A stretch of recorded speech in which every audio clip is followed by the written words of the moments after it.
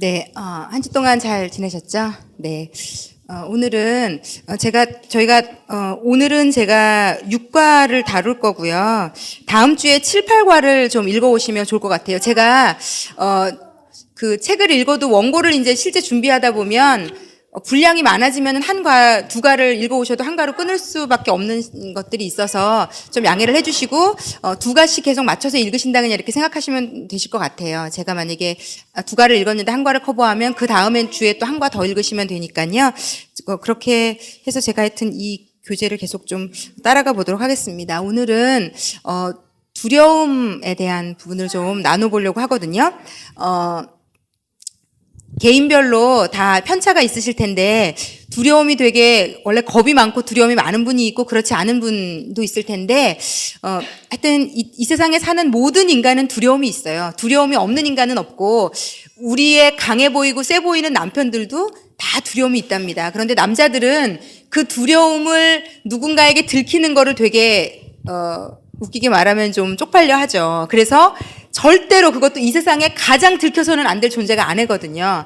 그래서 두려울 때 오히려 다른 행동으로 커버를 하기도 해요. 제가 두려움에 대한 뭐 사전도 이렇게 찾아보고 막 찾아봤더니 사람이 두려워지면 조급해지고 비열해지기도 하고 질투하고 잘난 척하고 거만하고 이기적이 되고 쉽게 분노도 하고 이게 두려움을 위장하려는 모든 모습으로 나타나요. 그러니까 두려움이 있으면 꼭 위장이라고 얘기할 수는 없겠네요. 두려움이 있으면 나도 모르게 무언가에 막 조급해지고 두렵기 때문에 그걸 피하려고 빨리 결정하려고 하고 빨리빨리 해결하려고 하고 아니면은 좀 그 두려움을 피하려고 비열해지기도 하고 또 그 두려움 때문에 질투를 하기도 하고 저러다 저 사람만 잘 되고 나는 안 되면 어떡하지? 저 애만 잘 되고 내 애는 안 되는 거 아니야? 뭐 이런 게 나로 하여금 질투도 일으키게 하고 또 두렵기 때문에 일부러 안 그래 보이려고 잘난 척도 해요, 우리는요. 그러니까 사실은 두려운데 안 그런 척 하려고 거만 거드름도 피우고 특히 이제 남자분들 같은 경우에는 두려울 때 화를 내기도 하는 것 같아요. 안 그렇게 보이려고 무슨 소리를 하는 거냐고 지금 막 역정을 내기도 하는데 이런 다 비하인드 뒤를 돌아가 보면 두려움이 있는 것 같아요. 그래서 사실은 제가 이제 두려움에 대한 여러 가지 책들을 읽어보면 우리의 삶을 이끌어가는데 많은 부분 두려움이 우리를 조정해요. 우리의 생각, 판단, 결정을 두려움이 조정하고 나 자신만 그렇게 이끌면 괜찮은데 이제 이 두려움이 내가 아이를 키울 때도 뒤에 몰래 숨어서 나를 이렇게 부추기거든요. 너 그거 두려우니까 이렇게 결정하지 마. 너 아이랑 떨어져 있는 건 힘드니까 이렇게는 하지 마. 뭐 이런 여러 가지 것들을 나로 하여금 건강한 결정을 못 내리도록 또 하는 것 같아요. 그래서 네. 하여튼 그래서 두려움에 대해서 오늘은 조금 얘기를 해보려고 하는데요. 오늘 그 책의 제목을 좀 보면 육과가 지독히도 무력한 자리라는 제목이고요. 조그만 소제목으로 자녀 양육은 두려움에 맞서는 용기를 길러준다라고 되어 있어요. 근데 제가 볼 때 이거는 어쨌든 이분의 소망치를 얘기한 것 같아요. 우리가 자녀를 키우면서 이분이 얘기했잖아요. 첫 번째 장부터 자녀를 하나님이 왜 주셨겠는가? 결국은 우리를 빚으시려고 주신 거다. 우리는 어떻게 하면 걔를 잘 만들까? 얘를 어떤 학원에 보내고 얘를 어떻게 키우고 어떻게 잘해주고 이게 우리의 모든 포커스인데 하나님의 1차 포커스는 너를 더 좋은 사람 만들고 너를 더 인내심 있고 배려하고 헌신하고 희생하고 더 괜찮은 사람을 만들려는데 1차적인 목적이 있다라고 얘기하신다. 그런데 거기에 이제 이 두려움을 극복하는데 우리 자녀가 또 쓰임받았으면 좋겠다는 하나님의 소원이 있다고 이 책에서는 좀 다루고 있는 것 같아요. 자, 그런데 우리가 두려움 뒤에 숨을 때 어떤 일들이 일어나는지 우리가 어떤 행동을 하기 좋은지 조금 이 책에서 조금 읽어보고 그리고 제가 좀 나누고 싶은 부분 몇 부분 나눠볼게요. 130쪽 좀 펴보겠습니다. 130쪽을 펴시고요. 130쪽에 두 번째 패러그래프, 두 번째 단락인데 전쟁에 나갈 만큼 나는 담대할까? 끝나고 위험이라는 부분 두 번째 또라고 있고 또 위험이라고 있군요. 하여튼 중간쯤에 있습니다. 자, 찾으셨나요? 위험이라고 시작되는 부분 130쪽에 제가 좀 읽어볼게요. 위험이 적을 때 용감히 행동하기란 쉽다. 그러나 잃는 것이 많아질수록 용기의 값은 그만큼 비싸진다. 부모 노릇이 우리 모두를 겁쟁이가 되도록 유혹하는 까닭이 거기 있다. 부모의 비겁함의 함정은 자식을 보호한다는 미명하에 오히려 자식에게 해를 입힌다는 데 있다. 그리고 그 다음 131쪽으로 넘어가 보면요. 요즘 아이들도 비슷한 운명을 당하고 있다. 과잉보호 엄마나 아빠를 견뎌야만 하는 아이들을 흔히 본다. 그런 부모는 목에 걸려 토할까봐 자식에게 핫도그도 먹지 못하게 하고, 떨어질까봐 나무에도 오르지 못하게 하며, 폭행당할까봐 캠프에도 참가하지 못하게 하고, 다리가 부러질까봐 스키도 타지 못하게 한다. 자식을 보호한다는 명목 하에 오히려 기회를 빼앗는 것이다. 이것을 이제 이분은 비겁함이라고 얘기하고 있습니다. 비겁함은 교묘하다.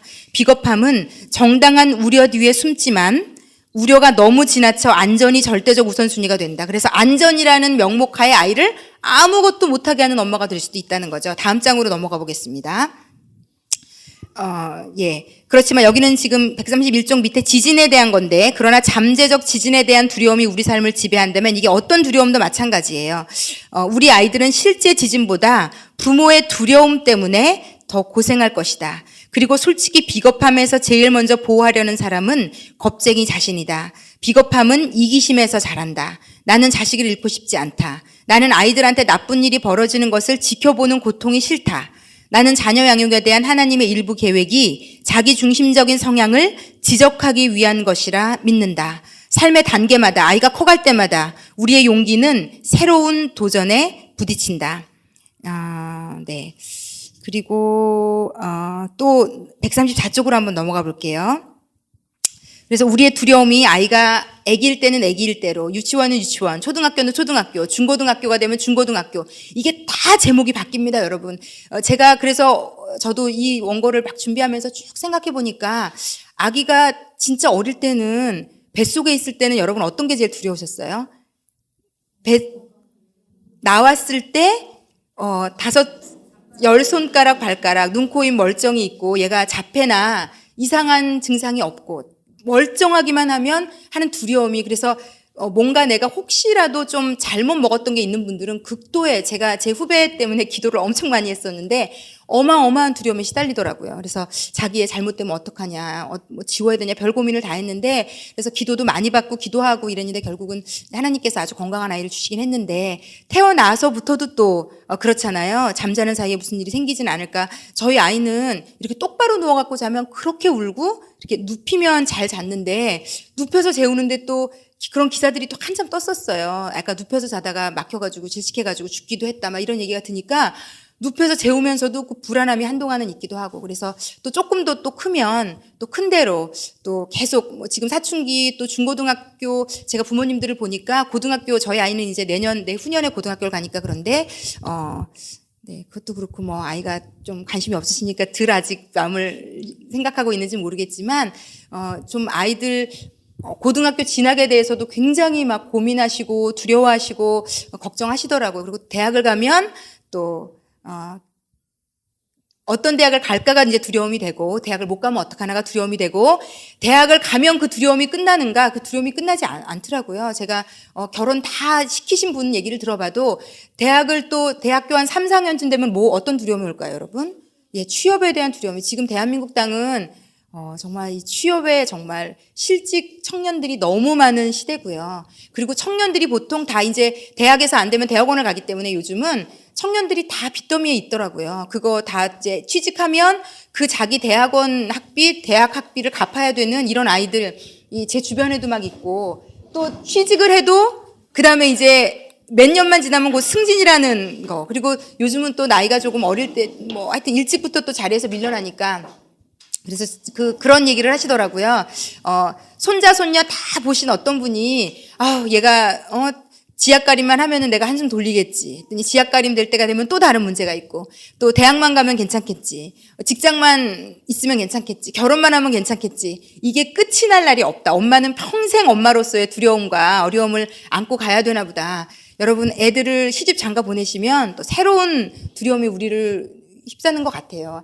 자식이 없으면 자식이 없는 대로, 또 나면은 또 그 손자 걱정으로 또 하시는 거 보면 이 두려움이라는 게 저희를 늘 쫓아다니는 일인 것 같은데, 여기에 이제 어떤 이 두려움은 우리 모두가 다 공감하는 두려움이 아닐까라고 생각이 드는데, 두 번째 단락에 결혼의 모태라는 제목의 대화라는 거 보이시나요? 134쪽 중간보다 좀 위쪽에 있어요. 제가 좀 읽어볼게요. 결혼의 모태라는 제목의 대화에서 상담자 키스 요더는 자신의 고등학교 친구 하나가 그의 어머니에게 던진 아주 뼈 있는 질문을 소개했다. 엄마, 저를 낳던 날과 제가 대학에 들어가 집을 떠나던 날, 이제 미국은 아시다시피 주가 51개 주가 되고 대부분 저희 나라보다 넓거든요. 그러니까 얘가 대학을 자기 지역에 있는 대학을 간다는 보장이 거의 없다 보시면 되고요. 대부분 아이들은 대학교, 특히 고등학교 때부터도 기숙사 학교를 많이 가요. 그러니까 대학 가면 당연히 엄마를 떨어져 있는다는 게 뭐 상식처럼 미국은 되어 있는데 이제 그런 환경에서 얘기하는 거죠. 저를 낳던 날과 제가 대학에 들어가 집을 떠나던 날 중 어느 쪽이 더 아팠어요. 주저할 것도 없이 어머니는 말했다. 내가 집을 떠나던 날. 이거는 모든 어머니들이 공감하실 겁니다. 부모의 영혼에 아픔과 무력함이 완전히 가실 날은 없다. 어머니나 아버지가 되어 그런 위험에 스스로 노출된다는 것은 여러모로 대단한 용기의 행위다. 그러면서 결국은 이 책이 우리 영적으로는 우리를 어떻게 이끌어가냐면 우리가 자녀를 그렇다고 집에만 꽁꽁 묶어두진 않기 때문에 하나하나 결정해가면서 자녀를 떠나보내는 게 혼자 처음 이 아이가 뭐를 찾아서 버스를 태워보내기도 하고 이 아이가 무언가를 혼자 하도록 내버려두기도 하고 뭐 굉장히 아이가 끔찍하게 싫어하는 걸 알지만 그 가운데 노출시키기도 하고 또 뭐 시험이나 여러 가지 상황을 우리가 나도 두렵고 떨리지만 아이가 하도록 계속 내버려 두면서 결국은 이 책이 얘기하는 것은 우리가 하나님 앞에서 용기를 배워가고 또 특히 우리 예수 믿는 부모님들은 결국은 그것 때문에 하나님 앞에 무릎 꿇고 기도하거든요. 두렵기 때문에. 저는 그래서 이제 제가 마지막에 또 여러분들에게 들려드리고 싶은 메시지가 좀 있기는 한데 하여튼 이 두려움을 엄마들이 잘 극복하지 못하면 내 인생이나 아이의 인생에는 참 힘든 일들을 많이 겪게 되는 것 같아요. 그래서 제가 오늘은 좀 두려움에 대해서 얘기해 보고 싶은데요. 두려움이라는 것은 되게 재미있게도 실체가 사실 없어요. 그러니까 내 머릿속에서 그게 더 커지거든요. 이 두려움이라는 것은. 그래서 우리가 두려워하는 것을 곰곰이 생각해 보면 대부분 많은 두려움이 아직 일어나지 않은 일의 경우가 거의 다예요. 아직 일어나지 않았지만 이렇게 되면 어떡하지라는 게 지금의 나를 압도해서 나로 하여금 자꾸 불행을 묵상하게 하고 그렇게 일어날 일에 대한 것들을 많이 생각하게 합니다. 그런데 이것이 또 우리가 이 세상에서 드라마나 어떤 다른 사람의 케이스나 여러 가지 보고 듣고 하면서도 그 두려움이 오기도 하고요. 그리고 이 얘기가 굉장히 어렵겠지만 이 두려운 것이 영적인 것이라 굉장히 우리를 압도하려고 늘 우리를 쫓아다녀요. 우리의 생각과 마음을 좀 사로잡아서 우리로 하여금 그 두려움 가운데 있는 것을 원하는 존재가 있거든요. 그래서 계속 두려워하게 우리를 하는데 제가 가장 쉬운 방법으로 좀 여러분 안에 있는 두려움을 좀 오늘은 좀 찾아드리고 싶고 마지막에는 저희가 소그룹으로 모여서 이렇게 좀 얘기를 나누실 때 이 두 가지를 오늘 좀 나누셨으면 좋겠어요. 하나는 내가 요즘 가지고 있는 가장 큰 두려움이 무엇인지를 좀 나눠보시고요. 또 하나는 내가 내 아이에 대해서 가지고 있는 가장 큰 두려움이 뭔지 좀 나눠보십시오. 그리고는 좀 조언을 하실 수 있는 분들, 특히 우리 성기미 분들이 조금 오늘은 좀 역할을 해주셨으면 좋겠는 게 제가 지금까지 저도 살아오면서 제가 겪었던 두려움들을 돌아보면은 막상 딱 닥쳐서보다 여러분 번지점프를 뛰었을 때랑 뛰기 전이랑 언제가 더 두려움이 있을까요? 예, 주사를 맞을 때랑 맞기 전이랑 언제가 더 두려움이 있을까요? 그 전이 훨씬 두려움이 많고 근데 그 두려움이 굉장히 사람을 압도하고요. 그리고 여러분 하나 아셔야 되는 것은 그러니까 사람이 이성이 마비되고 판단이 흐려지는 여러 가지 경우가 있는데 가장 큰 케이스 중에 하나가 두려움이에요. 두려움이 나를 한번 확 사로잡으면은요, 아무 이성적인 것이 작동이 안 되거든요. 논리나 이성이 작동이 안 됩니다. 그래서 엄마가 특히 아내가 한 가정의 어떤 여자가 두려움 때문에 모든 것을 결정해 나가기 시작하면요, 이 집이 정말 산으로 갈 수밖에 없는 상황이 되거든요.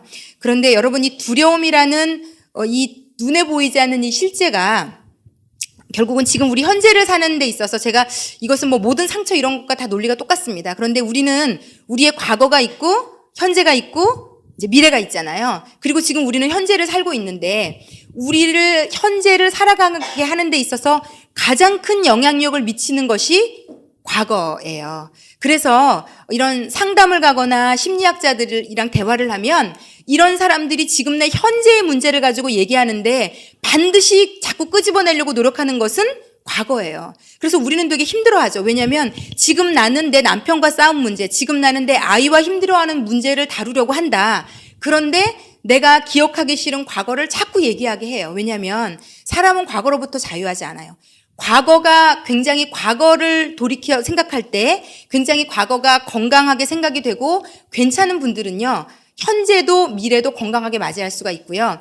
과거를 기억하기도 싫고 대면하고 싶지 않고, 이거를 이렇게 얘기해요. 대면한다라고 얘기해요. 그만큼 두려운 거예요. 과거에 내 어릴 때 내가 억압받던 모습, 학대받던 모습, 아니면 내가 어떤 당했던 경험들, 이런 것들을 내가 돌아보고 생각하는 것을 굉장히 두려워하는데, 결국은요, 그 두려움이 지금 현재의 나의 선택과 결정에 늘 함께해요. 공존해요. 그리고 더 무서운 것은요, 내 현재만 잡아먹는 것이 아니라 그러한 과거에 경험했던 두려움은 내 미래까지도 계속 회색으로 느끼게 만들거든요. 제가 좀 쉬운 예를 좀 들어드릴게요.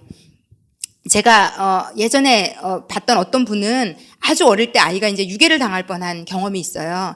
그러니까 이 분은 그것이 이분에게 극도의 두려움과 불안으로 확 자리 잡은 거죠. 그래서 이분은 아이를 어디 데리고 가는 것, 아이를 혼자 바깥에 내놓는 것에 대한 극도의 두려움이 있어요. 그러니까 이분이 과거에 경험했던 그 경험이 이분을 어떻게 살게 만들었는가 하면, 아들이 둘인데, 여러분들 아들 키워보시면 알지만 아들은 정말 장난이 아니거든요. 근데 굉장히 좁은 평수에 사시는데 이 아이들을 절대로 학교를 갔다 오면 아무 데도 못 나가게 하는 거예요, 이 엄마가. 이 아이들을 내보냈다가 아이들을 잃느니 내가 이 고통을 감내하겠다. 그래서 이 어머니는 과거에 경험했던 한 경험이 이 어머니에게 두려움을 만들고, 그 두려움이 이 어머니로 하여금 아이를 굉장히 비정상적으로 키우는, 그러니까 아이들이 그 좁은 집에서 얼마나 답답하겠어요. 남자아이 2명이. 그러니까 막 뛰고 난리가 나면 또 이 엄마는 힘들죠. 막 집은 좁은데 애들이 막 남자아이들 조금 커서 뛰어다니는 거 지금 유치원이라 덜 하신 거고요. 이게 난리를 치니까 막 이 엄마가 막 소리 지르고, 또 남자애들이 드세니까 막 욕을 하고, 이래서 이 집은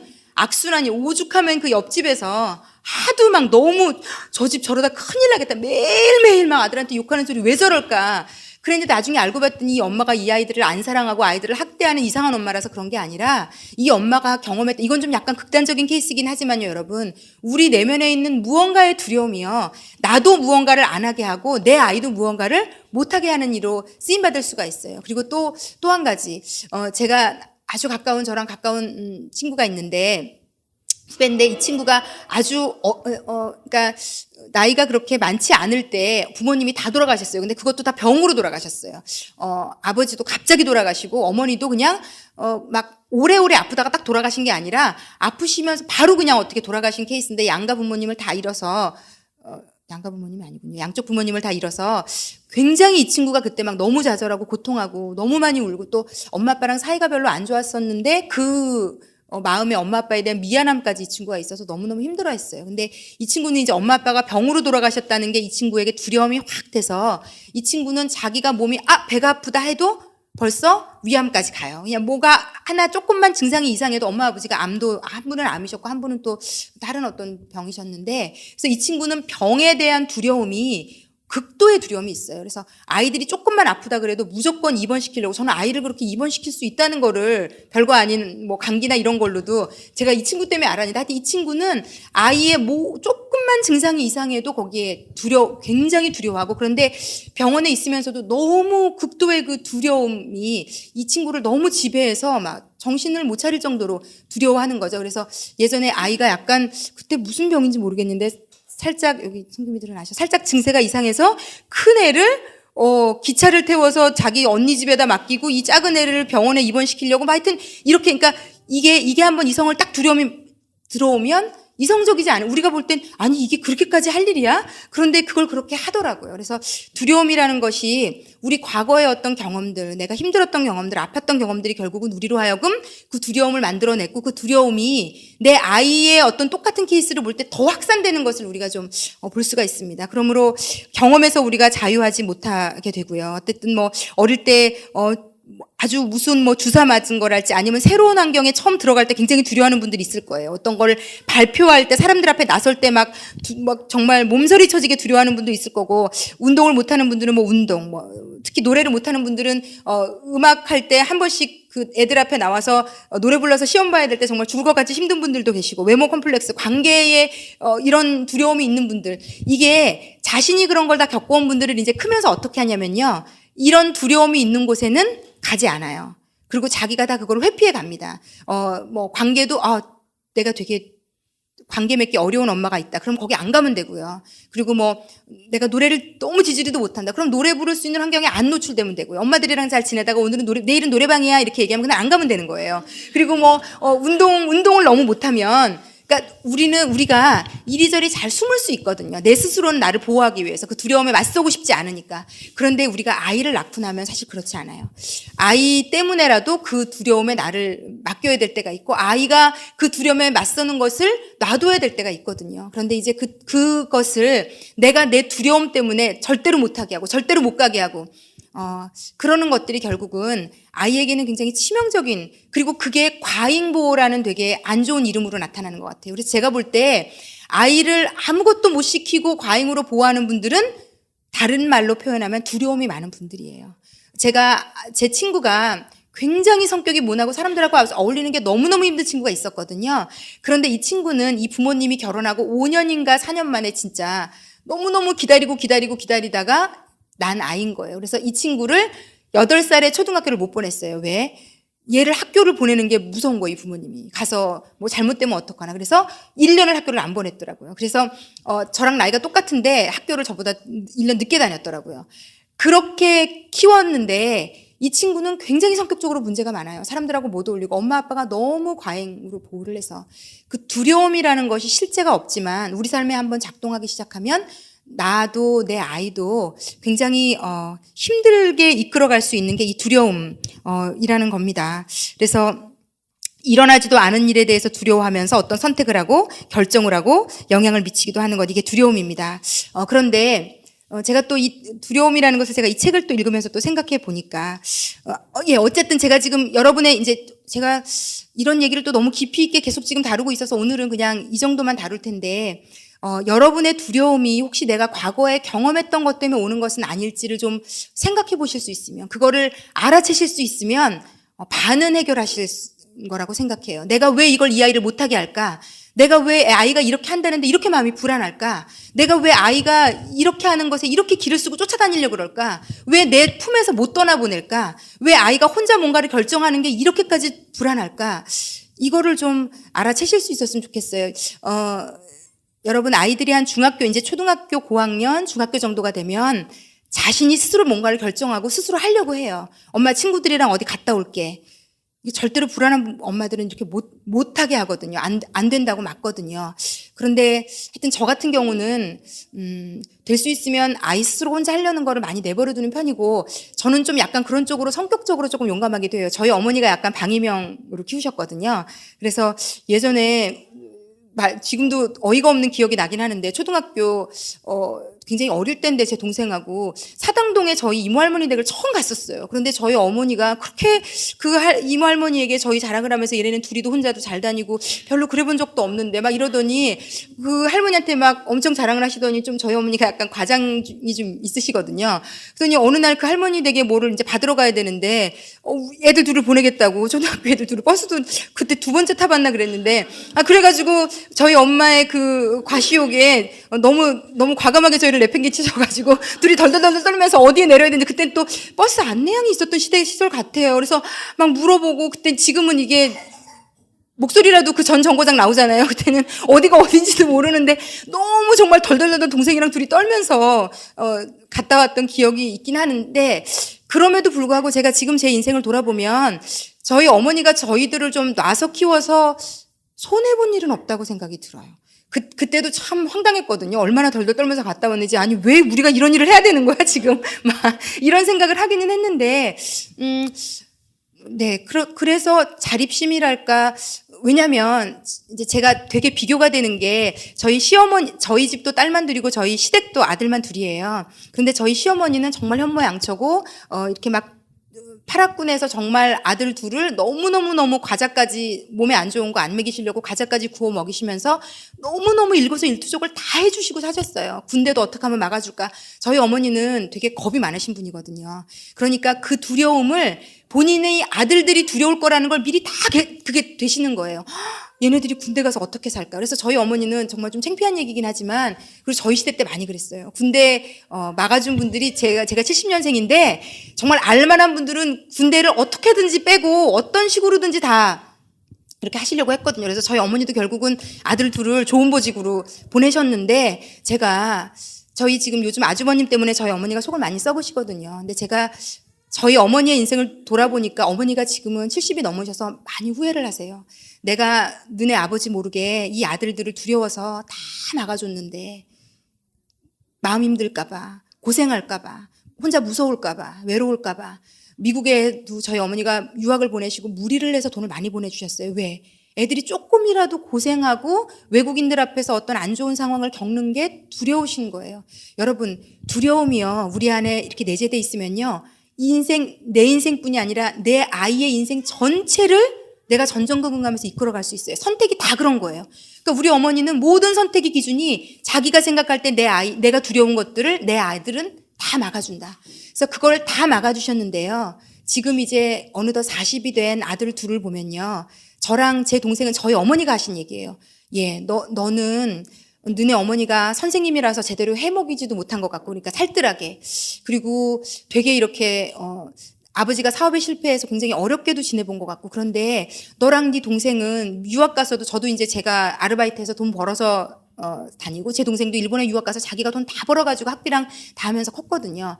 너희들은 그렇게 부모님 손 하나 안 빌리고 그렇게 컸는데도 자립심이 있고 어떤 그런 것 같은데, 내 아들 둘은 있는 돈을 다 가져다가 다 도와주고 모든 앞길에 어려운 장애물 다 치워주고 다 막아주고 다 보살폈는데, 왜 이 70이 넘어서 이 아들들이 그렇게 건강하지 않은 거예요.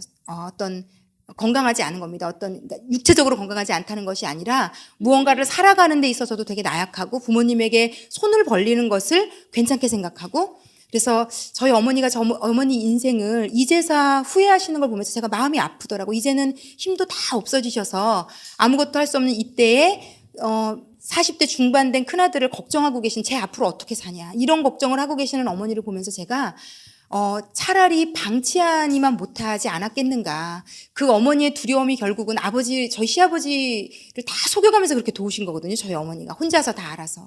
그래서 혹시 여러분이 두려움 때문에 내 아이가 이런 거 겪는 건 절대 안 돼, 내 아이는 이런 상황은 겪으면 안 돼, 이렇게 되면 안 되지 하는 두려움이 내 아이를 이끌어가는 것을 내가 다 서서 막아주려는 생각이 든다면, 이거를 붙잡으실 수 있어야 결국은 그 아이가 복을 받을 수 있고, 지금 이 책에서는 그것을 우리의 비겁함으로 얘기해요. 그러니까 피하고 싶은 거죠. 맞닥뜨리고 싶지 않은 거죠. 내 아이가 군대에서 그 고통을 하고 있는 거를 내가 보기 싫어서 막으신 거고, 제가 볼 땐 그렇습니다.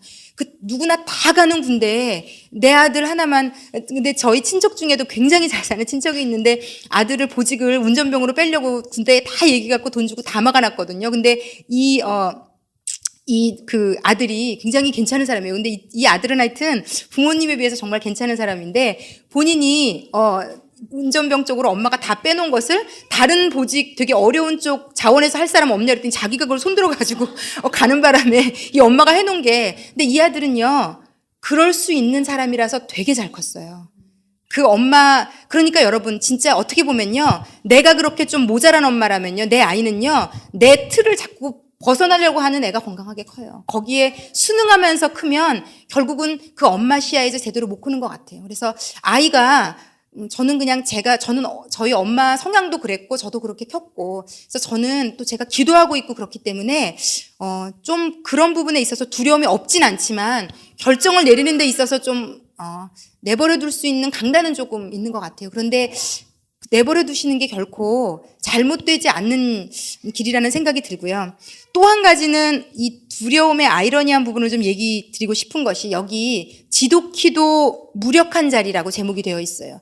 이게 왜 두려움에 대해서 얘기하면서 지독히도 무력한 자리라는 제목을 썼을까? 이게 너무 맞는 말인 게요, 여러분.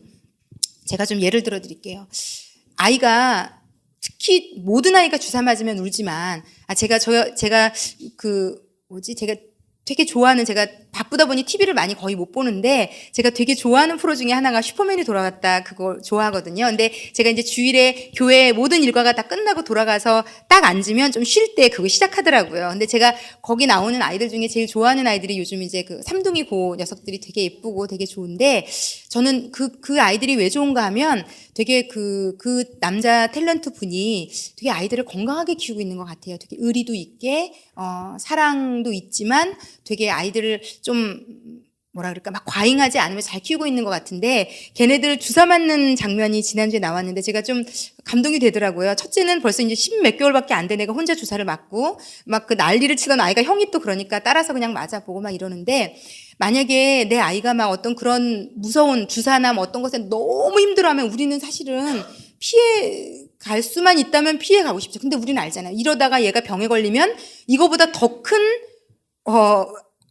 안 좋은 것을 맞닥뜨릴 것을 알기 때문에 그 눈 감고 그 두려움에 우리를 내놓는 거잖아요. 근데 아이는 모르기 때문에 죽자 사자 막 병원 가기 싫다 그러고 울고불고 들어놓고 그런데 제가 볼 때 주사 같은 것도 들어눕는다고 해서 걔를 그래 그러면 너는 36개월이 지나서 이걸 안 맞아서 네가 수두가 걸리든 말든 네가 안 맞았으니까 알아서 하렴 뭐 장티푸스에 걸리든 말든 네가 알아서 하렴 그리고 그 개월수에 맞춰야 되는 모든 수를 애가 운다고 안 맞추는 엄마는 저는 없다고 생각해요. 왜? 그것은 우리가 알거든요. 이 두려움은 두렵지만 극복해야 되는 두려움이라는 걸 우리가 알기 때문이에요. 그런데 우리가 이렇게 생각하지 않는 것들 중에서도 많은 부분이 엄마가 극복하고 아이가 극복해야지만 얘가 더 큰 그릇, 더 넓은 사람, 더 큰 사람, 더 좋은 일을 할 수 있고 더 많은 사람들에게 유익을 끼칠 수 있는 사람이 경우가 대부분이에요. 그래서 정말로 많은 사람들이 우리 귀에 닳도록 얘기하죠. 엄마의 어떠함이 아이의 어떠함으로 연결이 돼요. 물론 안 그런 부모들은 제가 볼 때 복받은 부모라고 생각이 되는데 엄마가 좀 강단이 있고 스케일이 있으신 분들이 아이들도 그것을 따라간다고 생각해요. 그래서 좀 엄마가 자기 그릇을 키우고 자기에 대해서 파악하고 냉정하게 분석하고 나는 이런 면이 있어. 나는 이런 것이 문제야. 이걸 좀 정확하게 엄마가 알고 있으면요. 굉장히 아이의 인생에도 도움이 많이 됩니다. 그리고 그거를 아이에게 솔직히 고백할 수 있으면 서로에게 도움이 돼요. 그런데 제가 이 무력함에 대해서 얘기하고 싶은 거는 사실 포인트는 이건 아닌데 어떤 것이냐면 애가 울고불고 난리를 쳐도 엄마가 그걸 대신 맞아줄 수 없잖아요. 그리고 예를 들어서 아이가 남편 때문에 제가 보니까 특히 이번 기수에 남편 때문에 외국에 주재원이나 외국으로 이사 가시는 분들이 있더라고요. 내가 아무리 내 아이들이 외국을 가면 어마어마한 시간들을 겪어요. 아이가 유치원 하나만 바꿔도 난리가 나는데 하물며 나라를 바꾸고 언어가 바뀌는데 아이들이 막 갔다 오면요 거의 애가 그 스트레스 때문에 제가 이제 전 미국에서 유학도 해봤으니까 이 어릴 때 이민 갔거나 이런 아이들이 한 몇 년 동안은요 정말 누구도 이해할 수 없는 아픔과 외로움을 겪어 유치원에 가서 한마디도 못하고 계속 그냥 1시간 내내 그 하루 종일 울다가 오는 아이들도 있고 근데 어떡하겠어요.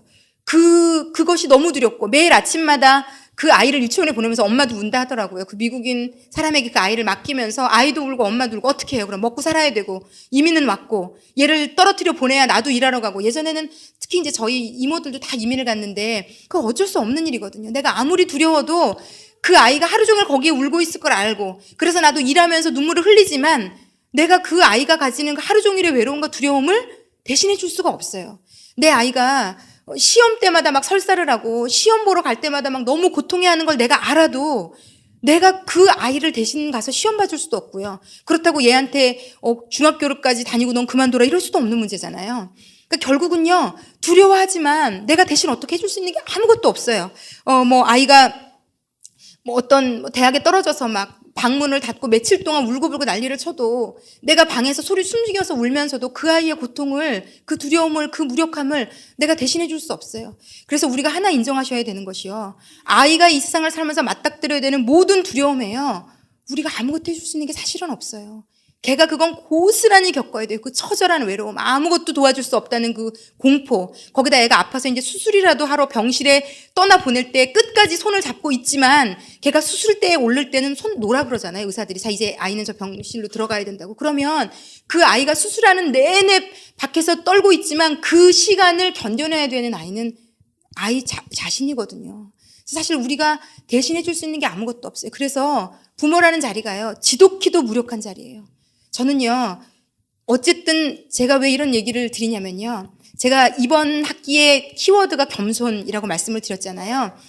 엄마들이 저는 내가 무력할 수밖에 없다는 걸 인정하셔야 된다고 생각해요. 그래서 겸손해지셔야 된다고 생각해요. 그래서 저희 어머니도 내가 젊어서 돈 있고 저희 시아버지가 잘 나갔고 돈 있었고 파락군의 아들들도 키 크고 다 잘생겼고 똑똑했어요. 그렇기 때문에 저희 어머니가 하시는 얘기가 있어요. 나는 교만했다. 다 있었기 때문에 남편 정말 엘리트고 똑똑하고 뭐 운동부터 공부부터 못하는 게 없는 남편 뭐 몇 개 국어로 공부하고 끊임없이 자기 관리를 하고 부하 직원들에게 존경받으며 뭐 이런 철철이 막 수많은 사람들에게 선물을 모든 명절에 너무 많이 들어와서 그 구두 티켓이나 이런 것들 이 많이 들어온 것을 해결할 데가 없어서 막 사람들한테 나눠주고 뿌려가면서 골프 치러 다니시고 파라군에서 정말 남들에게 어떻게 이렇게 아들들을 잘 키우셨어요 잘생겼어요 이런 소리 늘 들어가시며 그래서 어머니가 내가 교만했노라고 그래서 내가 내 인생을 내가 알아서 다 살 수 있다고 생각해서 내 아들 두려움 내가 다 비껴갈 수 있다고 생각했고 그래서 내가 원하는 대로 다 맞고 내가 가진 돈, 시간 가지고 명예를 가지고 다 조정하고 노력했지만 지금 인생을 돌아보니 아들은 이제 40대 중반이 됐고 돌아보니 하나도 잘한 게 없더라. 내가 굉장히 내가 할 수 있다고 돈 있고 명예 있고 가진 거 있다고 교만했었다. 이렇게 인정하시거든요, 지금. 그래서 제가 저희 아이를 막 키우는 걸 저희 어머니가 동의하시더라고요. 그럴 만한 분이 아니거든요, 저희 어머니는요. 그렇게 성장한 분도 아니고 그렇게 자식들을 키운 분도 아닌데 살고 보니 이제는 아무것도 아니더라. 이렇게 얘기하세요. 그렇기 때문에 일단 우리에게 가장 필요한 것은요, 겸손입니다. 내가 내 아이의 이런 작은 사소한 아픔조차 이런 모든 것들을 내가 아무리 노력하고 뛴다고 해도 막아줄 수 없다. 내가 굉장히 무력하다. 이걸 인정하셔야 되고요. 자, 그렇다면 이 두려움을 내가 어떻게 대체해야 할 것인가? 어떻게 해결할 것인가? 그러면 나는 두려운데 이걸 어떻게 해결해야 될 것인가? 제가 여기에 대한 해답은 제가 영적으로밖에 드릴 수가 없어서 제가 오늘은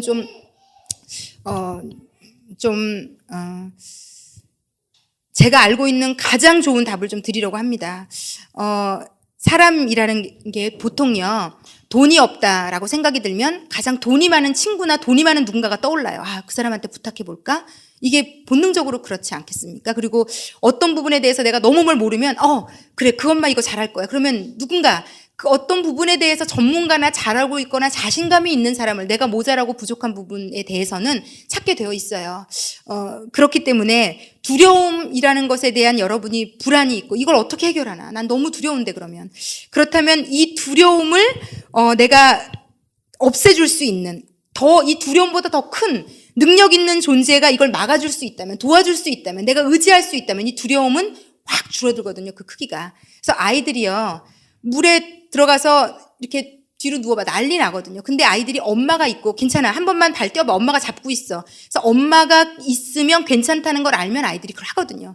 그리고 아이들이 시장 같은 데 가서도 막 안 보여가지고 막 울다가 엄마가 손을 딱 잡아주는 순간 아이들은 그때부터 안도하기 시작해요. 왜? 자기가 두렵게 느끼는 것보다 더 큰 존재, 자기 두려움을 막아줄 수 있는 존재, 그걸 해결해 줄 수 있는 존재를 맞닥뜨리는 순간 그 두려움이 날아가기 때문이거든요. 이제 살았다. 이제 됐다. 우리 엄마가 해결해 주면 되지. 우리 엄마가 대신 친구들한테 막 놀림받고 있다가도 엄마 나타나면 막 의기양양해지고 전세가 역전될 수 있잖아요. 거기다 엄마가 걔네들을 야단이라도 치면 거의 막 이건 정말 날아갈 듯이. 그래서 이 두려움도 결국은 이 두려움보다 큰 존재가 우리에게 필요합니다. 사실은. 자, 그래서 결국은 하나님이라는 살아계신 어떤 존재의 힘이 우리 두려움을 쫓아낼 수 있는 궁극적인 힘이 되어야 되는데요. 제가 두려움에 대해서 곰곰이 묵상하다가 제가 저에 대해서 좀 생각을 해보게 됐어요. 저는 굉장히 어릴 때부터 겁이 많았더라고요. 제가 이번에 준비를 하면서 느낀 건데 제 아이가 굉장히 겁이 많거든요. 그래서 넌 남자가 이렇게 겁이 많아서 어떡하니? 정말 난리도 아니에요. 집에 정말 보이지도 않는 벌레 기어다니는 거 가지고도 엄마 불러가지고 가보면 세상에 너보다 100만 배는 작아. 제가 얘가 네가 무섭지 왜 네가 얘가 무섭니? 막 이럴 정도로. 그리고 막 깜깜하면은 막 난리가 나요. 깜깜하면은 정말 너무 무서워하고 아주 어릴 때도 그랬어요. 얘가 이렇게 경기를 하면서 무서워하고요. 큰 소리가 나도 그렇게 무서워하고 이러더니 천둥 번개 치면요 거의 정말 애가 막 패닉 상태로 막 들어가거든요. 그래서 얘는 도대체 왜 이렇게 겁이 많은 거야? 근데 저희 시어머니도 좀 겁이 많으신데 제가 제 어릴 때를 제가 하나님을 만나고 제가 20살에 미국에서 예수님을 만났거든요. 그리고 교회를 다니기 시작했는데 그러면서부터 제가 보니까 제 안에 두려움들이 거진 다 해결이 됐더라고요. 그래서 제가 적으면서 깜짝 놀랐어요. 아, 내가 이렇게 겁이 많았는데 지금 없어졌다고 내가 없다고 착각해서 쟨 누굴 닮아서 한 거구나. 쟨 날 닮았는데 이런 생각을 하게 됐거든요. 제가 아니 근데 어릴 때를 한번 다 떠올려 보세요. 제가 보면요. 근데 그게 지금까지도 있는 분들이 많이 있을 거예요. 저는 어릴 때 어두운 거 너무 무서워했고요. 좀 심하게 무서워했고요. 그리고 제가 지금도 생각나요. 저희 다 어릴 때 푸세식 화장실에 있는 그런 데 살지도 않았잖아요. 예전에 아파트에 당연히 살고 이랬는데도 불구하고 밤에 딱 눈을 떠서 화장실을 가려고 그러면 문 다 열고 불 다 켜고도 혼자서 화장실을 막 뛰어서 정말로 눈 깜짝하지 화장실 갔다 막 다시 뛰어서 들어와가지고 불을 끄고 자고요. 그러니까 저녁에 그 멀쩡한 엄마, 아빠, 동생 다 있는 집에서 화장실을 가는 것도 무서워했던 것 같아요. 그러니까 무언가 어떤 내가 생각하지 못한 존재에 대한 두려움도 되게 있었던 것 같고요. 그리고 되게 웃긴 기억들이 막 떠올랐는데 버스 같은 걸 타잖아요. 그럼 저는요, 졸아도요, 절대로 편하게 못 잤던 것 같아요. 내가 조는 순간 사고가 날 거라는 생각을 그 어린 게, 그런 생각을 왜 했는지 모르겠어요. 지하철을 타도 못 잤던 것 같아요. 이 지하철이 멈추거나 무슨 사고가 나면 어떡하지? 그런 두려움이 저한테 늘 있었던 것 같고요. 내재된 두려움이 저한테는 굉장히 제가 컸던 사람인 것 같고, 그리고 어떤 일이 시작하기도 전에 이거 잘 못 되면 어떡하지 하는 두려움이 늘 있었던 것 같고요. 그리고 조금 커서는 부모님이 일찍 돌아가시면 어떡하지 하는 두려움도 있었던 것 같고, 늘 두 분이 싸우셨으니까 이혼에 대한 두려움. 그러니까 결국은 이랬던 것 같아요. 있으면 없어질까 봐에 대한 두려움이 늘 있었던 것 같고, 없으면 없는 것 때문에 또 두려움이, 없기 때문에 내가 무시당하면 어떡하지, 이게 안 되면 어떡하지 라는 두려움이 늘 저한테 있었던 것 같아요. 그리고 뭘 하고 싶긴 한데 친구들이 이거 해볼래? 하면 늘 안 한다고 했어요. 근데 제가 그때는 분석할 수 없었는데 지금 제가 제 사춘기의 저를 분석해 보니까 냉정하게 제가 그때 친구들한테 안 한다고 거절했던 모든 것들이 사실은 다 하고 싶었던 것들이거든요. 근데 왜 제가 다 안 한다고 나는 안 갈래, 나는 안 할래, 너네들끼리 해 이런 얘기를 제가 왜 했던가 봤더니 하다가 내가 못하면 어떡할까, 그리고 어떤 상황에서 내가 창피당하면 어떡할까라는 두려움이 저를 압도해서 다 일단은 안 해 라는 말을 일관되게 했던 것 같아요. 사실은 다 하고 싶었으면서. 그러니까 친구들이 좀 세게 강력하게 끈 것들은 했고요. 마지못하는 척하면서. 그렇지 않은 것들은 그냥 안 했고 안 하면서는 늘 마음 가운데 있었던 것 같아요. 아, 사실은 저거 해보고 싶었는데 해볼 걸 그랬나? 이런 쓸데없는 생각으로 늘 머릿속이 복잡했던 것 같아요. 그런데 제가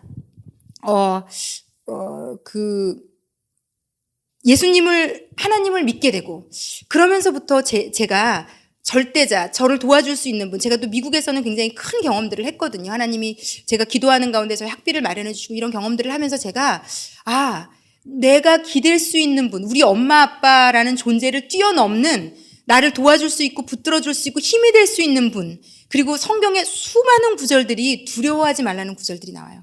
여기 이 책에도 나오는데 한번 좀 보겠습니다. 138쪽에 보면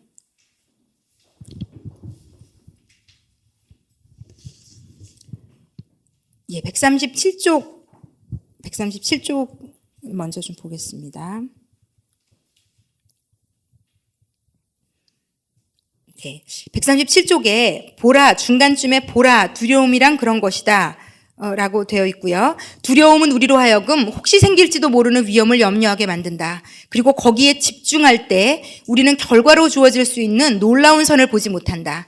이는 단순히 근시안이 아니라 비관적인 눈이다. 염려에 흐려지고 두려움에 희미해진 눈이다. 성경은 우리 삶에 닥쳐오는 현실적인 위험을 솔직히 인정하지만 그에 대한 두려움에 쫓겨서는 안 된다는 것도 똑같이 강조한다. 영적인 부모가 되려면 용기가 필요하다. 비겁함은 영적으로 깨어있는 부모에게 늘 유혹으로 남아있듯이 하나님의 일로 부름받은 사람에게도 유혹이 된다. 그리고 나서 밑에 성경 구절들이 쭉 나오는데요. 성경에는 하나님이 누군가를 부르시거나 일을 주실 때 두려워하지 말라라고 끊임없이 얘기하세요. 아브라함이라는 어떤 분에게도 두려워하지 말라고 얘기하셨고 뒷장으로 또 넘어가 보면요. 어떤 하갈이라는 어떤 여자에게도 두려워하지 말라. 내가 너를 도와줄 거고 네 아이도 내가 도와줄 거다. 어떤 요셉이라는 사람에게도 무서워하지 말고 두려워하지 말라. 그 밑에도 하나님이 사람들에게 계속 나타나셔서 두려워하지 마라. 안심해라. 내가 너와 함께 하겠다. 그 사람이 너에게 어떠한 일도 할 수 없을 것이다. 두려워하지 말아라. 무서워하지 말아라. 이런 얘기를 끊임없이 해주고 계세요. 그리고 이 음성이 제가 저의 인생에 그리고 저희 아이를 키우는 인생에 끊임없이 얘기해 주세요. 만약에 신앙을 가지고 계시고 교회를 다니심에도 불구하고 이 음성이 들리시지 않는다면 이것은 좀 하나님 앞에 무릎 꿇어볼 일이라고 생각해요. 저는 지금 저희 남편하고 혹시 이혼하면 어떡하나 이런 두려움도 있었고, 또 물질적인 두려움도 있었고, 또 제 아이가 잘못되면 어떡하나 하는 두려움도 있었고, 또 저희 남편이 뇌졸중으로 쓰러지면서 이제 아이가 그냥 4, 5개월 동안 그냥 방치돼 있었거든요. 초등학교 2학년 겨울에 아빠가 뇌졸중으로 쓰러지면서 초등학교 3학년을 엄마 아빠는 병원에 있고 아이는 그냥 혼자 학교를 가서 선생님을 그냥 만났어요, 처음. 근데 정말로 너무 무력하죠. 제가 병원에서 아이를 생각하면 너무 눈물이 나고 선생님에게 그래서 이메일을 썼어요. 그 이메일을 쓰는데 병원에서 이제 이메일을 쓰는데 그렇게 눈물이 나더라고요. 초등학교 3학년 선생님 얼굴을 못 보면서 선생님 제가 심석혈라는 아이 엄마인데 남편이 갑자기 뇌졸중으로 쓰러져서 찾아뵐 수도 없고 저희 아이는 지금 그런 상태에 있으니까 아이를 죄송하지만 좀 잘 부탁한다 이런 이메일을 썼는데 다행히 그 선생님이 교회를 다니고 예수를 믿는 선생님이셨어요. 그래서 아이를 굉장히 잘 도와주셨는데 제가 그렇게 갑자기 하루아침에 남편이 쓰러지고 병원에 둘이 그냥 119에 실려가고 병원에 가 있고 그러면서 한 4, 5개월을 제가 병원에 꼼짝없이 묶여서 처음에 뭐 저희 남편 대소변도 다 받아내면서 제가 2학년에서 3학년 올라가는 그 어린 아이를 아무것도 해줄 수 없었어요. 너무 두려웠지만 그 아이가 어떻게 학교는 다닐까? 어떻게 엄마 아빠가 너무 보고 싶어서 어떻게 견딜까? 그렇지만 제가 정말 무력해서 아무것도 해줄 수 없었어요. 근데 저는 하나님을 만났고 또 기도의 힘이라는 걸 알거든요. 그래서 그다음부터는 저희가 두려움으로 오는 것은 다 기도로 바꿔가기 시작했어요. 하나님 저희 아이를 도와주시고 보살펴주시고. 그래서 제가 저희 아이가 그 초등학교 3학년 때를 아주 잘 보냈고요. 그리고 그때 심지어는 학원 선생님까지도 하나님이 굉장히 좋은 여자 선생님을 만나게 하셔서 그 학원 선생님도 저희 아이를 정말 잘 돌봐주셨어요. 그래서 지금 생각해보면 제가 아무것도 해줄 수 없는 두려움을 결국은 하나님이 다 이 아이의 인생에서 일해 주셨더라고요.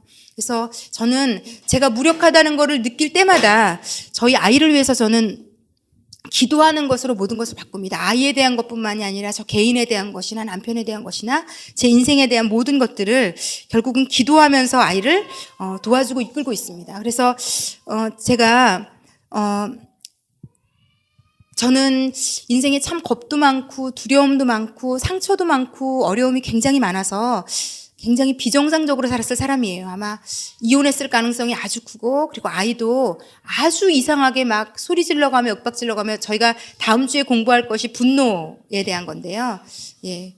분노에 대한 건데 이게 다 아이를 키우는 어머니들이 다 자유하지 않은 부분 중에 하나인 것 같아요. 막 소리 지르고 여기에 그런 예화가 나오잖아요. 엄마가 아이가 10시간 몇 시간 안에 젖을 뭐 얼마 간격으로 계속 먹이는데 잠은 안 자고 악을 쓰고 울어대고 이 엄마가 미칠 것 같은 거죠. 그래서 제발 단 1분만 쉬었으면 좋겠다. 단 1분만이라도 나에게 자유가 있었으면 좋겠다. 그래서 아이가 잠든 것 같아서 화장실에 갔다 와야지. 화장실 갔는데 다시 깨어서 운으로 보면서 자기도 모르게 막 분노가 일어나면서 아이가 막 소리를 지르고 그 갓난애기에게 애를 밖으로 집어 던질 뻔했다고. 그러고 나서 이제 아이가 잠들고 나서 내가 무슨 생각을 한 거야? 내가 미친 거 아닌가? 뭐 이런 생각을 했다고 이제 얘기를 하는데 이런 분노로부터도 우리가 자유하지 않아요. 그런데 여러분, 나를 다스릴 수 있는 게 제가 자꾸 얘기 드리잖아요. 여러분이 겪었던 과거가 결국은 여러분의 현재를 살고 있고 그것이 또 여러분의 미래도 이끌어 갈 거고 내 과거에 내가 가진 아버지의 힘들고 싫었던 상이 또 내 남편이 했던 어떤 한 가지 실수로 막 나로 하여금 난리를 치게 만들고 제가 아는 어떤 분은 어릴 때 엄마가 하도 잔소리를 너 왜 이렇게 맨날 잊어버리니? 너 왜 이렇게 칠칠하니? 엄마가 너무 깔끔하고 꼼꼼한 분이라 애를 막 들들들들들 볶았던 거예요. 그런데 남자분이 그런데 이제 결혼을 했는데 와이프는 또 완벽한 사람 만났어요. 본인은 되게 덜렁대는데. 그런데 이제 우산 때문에 거의 엄마랑 전쟁 속에서 보낸 분이더라고요, 이분이. 우산은 뭐 사는 족족 가서 잊어버리고 오니까. 비가 오는데도 우산을 두고 오는 말도 안 되는 스타일이니 엄마는 얼마나 속이 탁했어요. 근데 엄마가 근데 애를 거의 쥐잡듯이 잡은 거죠. 고쳐보려고. 그런데 결국은 못 고치고 애랑 엄마 사이만 애 가슴에 상처만 막 무대기로 안겨주는 케이스인데 그러니까 엄마가 지혜롭지 못하신 거죠. 그게 싸워서 될 일이 아닌데 이 아이가 성향적으로 엊그제도 저희가 아이들이랑 막 기도하면서 느낀 건데 아이들은 성향적으로 어느 한쪽이 되게 모자라고 부족한 아이들이 있어요. 제가 아는 분이 서울대를 수석으로 들어가고 서울대에서 제일 공부를 잘하고 나온 분인데 이분이 남편들은 꽝이거든요. 그런데 이분은 왜냐면 이분은 그 공부하고 하나에 집중하는 것에는 탁월해요. 모든 사람이 부러워했죠. 저렇게 똑똑한 아이를 주셔서 좋겠다고. 근데 대신 이분은요. 다른 거는 아무것도 못해요. 천재기가 있는데 하나에 집중하면 그거밖에 못해요. 그래서 부인이 자기 나가는 길에 저 쓰레기 좀 그냥 그 밑에 버리는 데가 있으니까 출근하면서 쓰레기 좀 가지고 나가줘. 애 둘 키우느라고 너무 힘드니까. 그런데 이 남편은 그걸 못 해줘요. 왜냐면 아침에 일어나서부터 오늘 가서 내가 연구할 거, 내가 생각할 거를 머리에 생각하고 있는데 부인이 그거 하나를 시키는 게 이 머리의 모든 것을 깨는 거예요. 그러니까 이분은 하나밖에 못하는 분인 거죠. 이렇게 내가 키우는 내 아이도요. 그럴 수 있어요. 얘를 평균적인 아이를 만들려고 닥달하고 소리치고 막 싸우고 그러지 마시고 내 아이를 파악하시려고 해야 돼요. 얘는 뭐가 부족한가? 냉정하게. 아, 얘가 이건 되게 잘하지만 이쪽은 부족하구나. 그렇다면 엄마가 그거를 기다려주실 수도 있어야 되고 그 부분은 엄마가 메꿔주실 수도 있어야 되고 그래서 필요한 거지. 안 그러면 얘가 고아원에서 잘하는 것보다 못하죠. 왜냐면 고아원은 신경이라도 못 쓰니까 그걸 내버려 두는데 엄마는 붙어 앉아가지고 내가 이 아이 입장에서는 내가 잘 못하는 영역을 끊임없이 지적하며 그것 때문에 소리 지르고 그거 가지고 싸우고 그런 공포를 불러일으키는 엄마 때문에 이 아이는 정서적으로 어마어마하게 불안한 애가 되거든요. 이렇게 잘하는 게 많음에도 불구하고 그 하나 못하는 아이랑 씨름하는 엄마를 때문에 이 아이는 정서적으로 전체가 모자란 아무것도 못하는 아이가 될 수도 있다는 얘기죠. 그래서 내 아이가 부족하고 모자라고 이상한 게 있을 수 있다는 걸 이상하게 생각하지 마세요. 모든 아이들이 평균적으로 다 정상이어야 되는 건 아니에요. 그리고 제가 볼 때 하나님이 이 세상의 모든 아이들을 성격, 성향, 기질 이런 걸 다 똑같게 만드시지도 않았어요. 그렇다면 내 아이가 약간 이쪽으로 가 있을 수도 있고 약간 이쪽으로 가 있을 수도 있는데 그거를 인정하셔야 되죠. 자꾸 우리가 가지고 있는 윤리 도덕적인 가장 남들도 보기에 좋아 보이고 나도 편한 잣대로 얘를 끌어오려고 씨름을 하느라 애를 망가뜨리시면 안 되거든요. 그래서 결국은 이분은 거기에 노이로제가 있는 분인데 참 그게 반대 성향에 끌리고 자기가 본 엄마 아빠를 비슷한 사람을 좋아하는 이 아이러니에 걸려서 또 자기 엄마 같은 엄마를 결국은 왜 좋아했는지 골랐는데 이 부인이 하는 얘기예요. 어느 날 남편이 우산을 놓고 온 거죠. 근데 이분은 너무 꼼꼼하니까 그걸 이해할 수도 없을 뿐더러 그냥 근데 자기가 그렇게 지지난주에 이 책에 나온 것처럼 너 숙제했니? 이런 식으로 물어본 거죠. 근데 얘가 막 뛰어들어가서 방에서 울었다 했잖아요. 내가 뭘 잘못했냐. 남편이 우산을 안 가져왔길래 우산 오늘 안 가져왔어? 그랬더니 갑자기 들고 있던 가방을 바닥에다 패대기를 치면서 그래 안 가져왔다 우산 내가 어쩔래 막 소리를 지르고 막 거의 막 남편이 막 미친 사람이 되더라고요. 갑자기 그런 모습을 결혼해서 처음 본 거죠. 그래서 뭐야 내가 정신적으로 미친 남자를 결혼한 거야? 근데 제가 이 예를 드리는 이유가 뭐냐면요. 이분이 겪었던 과거가 이분의 현재를 이렇게 만든 거거든요. 그래서 여러분 이게 이제 저는 이런 책들을 많이 읽다 보니까요. 어떤 사람이 무언가가 과하잖아요. 다 이유가 있어요. 정말요. 과하게 울고 과하게 오버 반응하고 과하게 동굴 안으로 들어가고 아무것도 아닌 일에 과하게 삐치고 과하게 분노하고 뭐든지 과한 것은요. 그 사람에게 그럴 이유가 다 있는 거예요. 겁이 유난히 많고 딸한테도 잔소리 하나를 못해서 딸을 무서워하고 그 어린애를 6살짜리를 무서워한다는 건 사실 좀 이상한 거거든요. 이거는요. 그런데 아이를 무서워하고 그런 모든 것들이요. 그런 행동을 하게 되는 것들이 다 이유가 있어요. 나도 이유가 있고 내 남편도 이유가 있어요. 그런데 제가 이제 이런 어머니 학교를 하면서 드리고 싶은 말은요. 나도 우리 부모가 무지해서 나를 그 상태를 계속 윽박지르고 야단쳤고 내 남편도 그런 피해를 당했는데 내 아이까지도 그런 불필요한 피해를 당하면 안 되잖아요. 내 아이가 나 때문에 더 두려움을 생산해내고 그 두려움 때문에 나중에 결혼해서 또 다시 악순환을 겪고 그런데 엄마가 자기를 파악할 수 있고 건강하면 아이를 그런 쪽으로 도와줄 수 있거든요. 그래서 어찌되었건 그리고 더 나아가서는 엄마도 도와줄 수 없는 영역에 대해서는 기도해 줄 수 있거든요. 그래서 저는요, 기도의 놀라운 힘을 확실히 믿어요. 제가 경험했기 때문에. 그래서 저는 지금 무언가 자기가 고치려고 해도 고쳐지지 않고 끊임없이 두려움은 있는데 해결받지 못하고 계시다면요. 저는 꼭 교회에 나오시고 예수님을 믿으시라고 권유드려요. 저는 정말로 말 그대로 전 인격적으로 하나님을 만나고 바뀐 사람이기 때문에 저는 저 자신이 그 간증이라고 생각해요. 저는 제가 아직도 물론 저랑 가까운 분들은 아시지만 저는 여전히 모자라고 부족한 존재예요. 그럼에도 불구하고 제 과거는요. 더 끔찍했고 더 비참했고 그래서 저는 더 이상했고 굉장히 이상했어요. 그 마음에 사랑받고 싶고 위로받고 싶지만 표현은 이상하게 하고 또 성격은 외향적이고 강하다 보니 말싸움도 잘하고 이상한 쪽으로 막 표출도 하고 표현도 하고 다른 사람에게 상처도 잘 주고 다른 사람을 너무 힘들게 하는 사람이었어요. 정말.